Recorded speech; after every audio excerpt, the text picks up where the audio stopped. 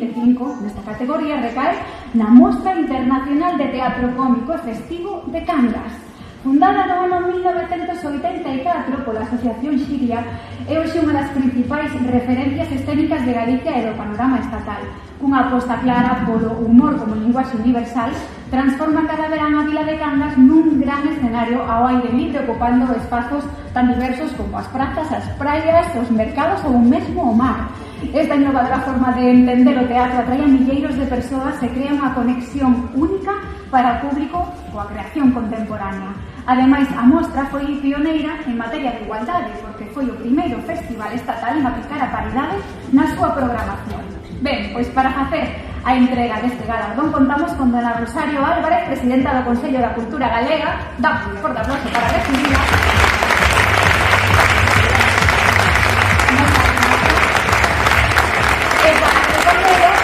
María José Marín Naval e María Armesto Faneo. Adiante.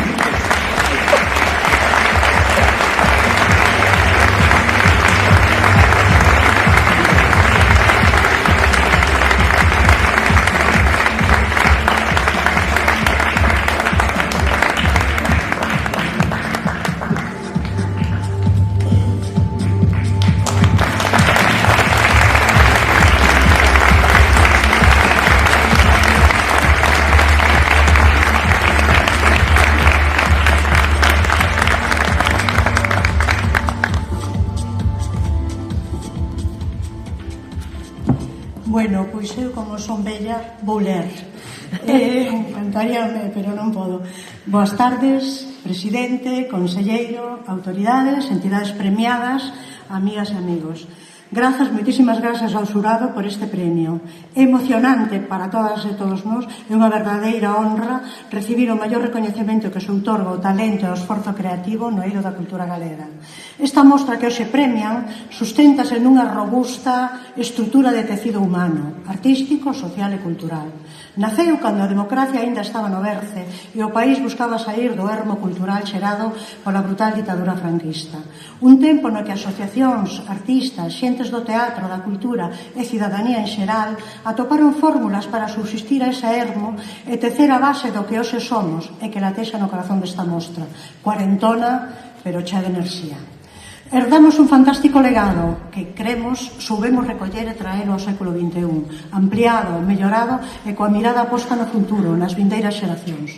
Nutrímonos da contorna, do espírito aberto, participativo e tolerante das xentes do Morrazo, de seu amor polo entroido, pola música, polo teatro, dese espírito xor da nosa identidade, o humor e tamén a igualdade. Retroalimentámonos. Esta mostra foi o xermolo de grandes artistas que son referentes teatrais dentro e fora de Galicia e tamén viveiro dun público experto, amante do teatro e que nos é moi fiel.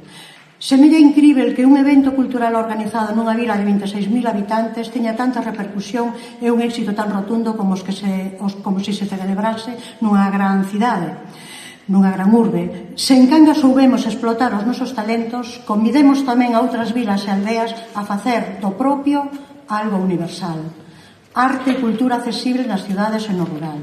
Compartimos este prezado premio coas persoas que fundaron a mostra que xa non están, Xosé Manuel Pazos, Enrique Arrindei e Maruxa Barrio. Tamén coas compañías de teatro galego, coas entidades patrocinadoras, públicas e privadas, cas grandes e pequenas empresas e o pequeno comercio do Morrazo, con o seu equipo técnico, artístico, de diseño gráfico, de comunicación e tamén co público, que se renova dende 1974 e agora revisita a mostra cos seus fillos e netos.